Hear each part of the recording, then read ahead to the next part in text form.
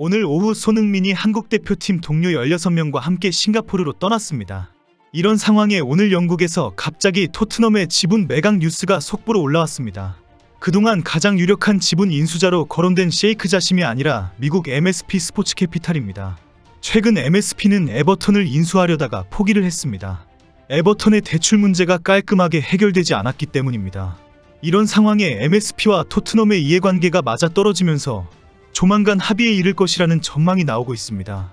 영국 현지에서는 최고의 시너지가 일어날 것이며 다른 클럽들이 롤모델로 삼을 만한 조합이라고 평가하고 있습니다. 그동안 레비 회장이 공개적으로 밝혀온 대로 이번 여름에 셰이크 자심이나 MSP를 선택해서 지분 매각이 이루어질 것으로 전망하고 있습니다. 챔스리그 진출에는 실패했지만 유로파리그 진출과 함께 상위권 진입의 능력을 보여주었기 때문입니다. 토트넘이 누구에게 지분 매각을 하더라도 손흥민에게는 매우 유익한 것으로 보고 있습니다. 그동안 잠재적 협상 대상자로 거론되어 온 셰이크 자심과 계약한다면 손흥민은 사우디리그의 제한 이상의 대우를 받을 수 있을 것으로 예상해왔습니다. MSP 스포츠 캐피탈은 미국 뉴욕에 본사를 두고 있는 투자 회사로 2020년에 맥라렌 레이싱에 투자하면서 스포츠 산업에 본격적으로 진출했습니다. 현재 MSP는 독일의 아우크스부르크, 포르투갈의 에스토릴, 덴마크의 브론드비, 벨기에의 베베렌, 스페인의 알코르콘 등 유럽 여러 축구 클럽에 투자하고 있습니다. 영국의 프리미어리그 비즈니스와는 비교가 되지 않을 정도로 막강한 마케팅 능력과 경영 능력을 가지고 있습니다. 뉴욕의 금융가에서 투자 전문 회사로 알려진 MSP는 클럽과 선수를 최고 가치가 있도록 만드는 능력이 탁월합니다. 성장 잠재력이 큰 팀에 투자를 하고 전문성을 활용해서 경영하는 것으로 유명합니다. 오늘 알려진 뉴스 속보는 MSP는 토트넘의 지분 40%를 인수한다입니다. 토트넘의 대주주인 ENIC는 현재 클럽의 86.58%를 보유하고 있기 때문에 40% 지분을 매각해도 여전히 경영권을 유지할 수 있습니다. 이런 방향은 레비 회장이 수차례 공개적으로 강조한 원칙입니다. 토트넘은 MSP의 지분을 매각하면서 클럽의 자본을 확충하여 선수 영입과 구단 운영에 획기적인 투자를 준비하고 있습니다. MSP의 토트넘 지분 인수는 프리미어리그의 다른 클럽과 비교해서 확연히 다른 특별한 투자입니다. 2008년 아부다비 유타이티드 그룹에 의한 맨시티의 인수와 2003년 로만 아브라모비치에 의한 첼시 인수는 경영권까지 완전히 넘기는 형태였습니다. 하지만 토트넘은 ENIC와 레비 회장이 여전히 통제권을 유지할 것입니다. 영국 매체는 경영권을 유지하면서 상당한 외부 투자를 유치하는 이 하이브리드 모델은 재정 성장 추구와 통제권 유지를 원하는 축구 클럽들 사이의 새로운 트렌드로 주목받고 있다라고 평가하고 있습니다. 과거 리버풀이 2010년 퍼네이 스포츠 그룹의 리버풀 인수는 재정적 안정과 함께 명확한 비전을 가져와 챔스리그와 프리미어리그 타이틀 등의 주요 성공을 이끌어왔습니다. 토트넘은 MSP와 협력하여 더 새로운 시너지 모델을 기대하고 있습니다. 현재 영국 언론들은 MSP가 토트넘을 인수하면 토트넘의 마케팅과 상업적 역량이 완전히 획기적으로 변화할 것이라고 전망합니다. 토트넘의 최신식 스타디움에서 더 많은 다양한 이벤트와 파트너십이 이루어지면서 수익이 대폭 늘어나게 될 것이라고 보고 있습니다. 특히 토트넘이 전 세계를 아우르는 해외 마케팅에서 엄청난 글로벌 입지를 누릴 것으로 보고 있습니다. 선수들에 대한 투자와 스포츠 비즈니스에 대한 투자, 훈련시설 개선과 글로벌 상업 운영 확장이 폭발적으로 늘어날 것으로 기대하고 있습니다. 최근 파리 생제르맹이 한국에 프랑스와 미국에 이어 공식 스토어를 개설한 것을 뛰어넘는 엄청난 비즈니스 모델이 생길 것으로 예상합니다. MSP의 글로벌 네트워크와 경영 노하우를 살려서 토트넘의 브랜드 가치가 획기적으로 높아질 것으로 기대하고 있습니다. 현재 토트넘 팬들은 엄청난 자금이 클럽에 들어오는 것에 대해서는 환영을 합니다.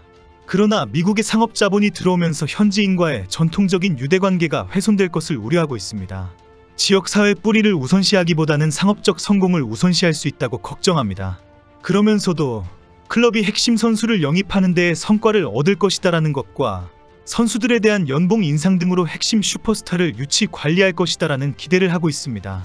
그러나 아직 토트넘과 MSP와의 협상이 완전히 완료되었다는 소식은 전해지지 않고 있습니다.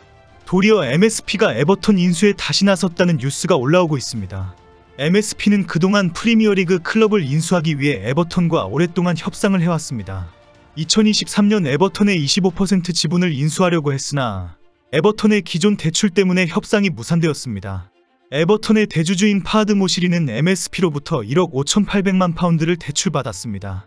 이후 777 파트너스가 에버턴을 인수하겠다고 나서면서 이 대출을 감리만이 하는 과정이 있었습니다. 어제 최종적으로 777 파트너스가 MSP의 기존 대출을 상환하지 못하면서 777의 인수는 무산되었습니다. 오늘 이런 사실이 확인되면서 일부 매체에서는 MSP가 다시 에버턴 인수를 검토하고 있다는 뉴스가 올라왔습니다.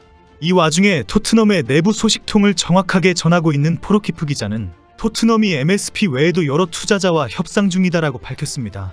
오키프 기자가 언급한 또 다른 투자자는 셰이크 자심입니다. 셰이크 자심은 현재 카타르 최대 은행 카타르 이슬라믹 은행 회장으로 현 카타르 국왕과 함께 성장하고 절친으로 유명합니다. 지난 4월 카타르 은행과 셰이크 자심이 토트넘을 인수한다는 뉴스가 큰 화제가 되었습니다. 당시 레비 회장이 직접 지분 매각을 위해 투자자와 협상을 하고 있다고 밝혔기 때문입니다. 레비는 토트넘의 재정 실적을 발표하면서 토트넘이 장기적인 잠재력에 도달하기 위해 새로운 투자자가 필요하다고 말했습니다. 그동안 추진해왔던 구단 매각이 아니라 일부 지분 매각으로 추진한다고 공개했습니다.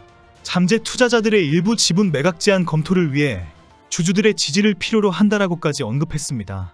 주주들의 승인이 필요하다는 언급에 지분 매각 협상까지 마무리되었다라는 보도까지 나왔습니다. 레비 회장의 주주들의 승인이 필요한 단계까지 언급한 상황에 당시 카타르 은행과 셰이크 자심이 맨유의 레클리프를 고소했다는 상황도 보도되었습니다. 맨유의 지분 27.7%를 인수한 레클리프가 그동안 셰이크 자심의 맨유 인수 제안은 거짓말이다라고 떠벌리고 다녔기 때문입니다. 이런 상황에 갑자기 레비 회장이 지분 매각 검토를 발표했고 일부 언론들이 셰이크 자심이 토트넘을 인수한다라고 특종을 낸 것입니다.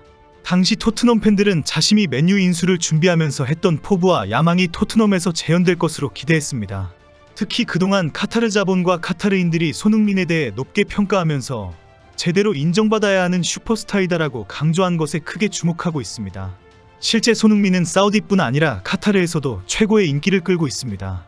지난해에도 ESPN의 마크 오그데는 셰이크 자심이 손흥민의 팬이기 때문에 적극적으로 토트넘을 인수하는 것으로 돌아섰다라고 밝힌 적이 있습니다.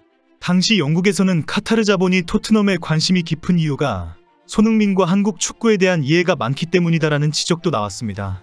특히 카타르가 아시안컵을 개최하면서 손흥민의 인기를 잘 알고 있다라고 전해지고 있습니다. 결국 카타르는 손흥민의 토트넘을 선택할 것이다라는 전망도 나왔습니다.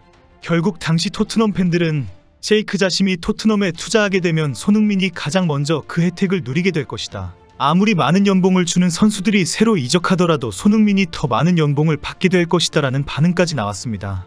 토트넘이 손흥민에게 1년 연장 옵션 발동을 했고 연봉도 인상하지 않고 2년 더 토트넘에 있으라고 통보했다는 소식이 화제입니다. 이런 푸대접을 받다 보니 토트넘의 지분 매각 뉴스에 큰 관심이 듭니다. 제대로 인정받고 한국 팬들을 기쁘게 해 주었으면 좋겠습니다.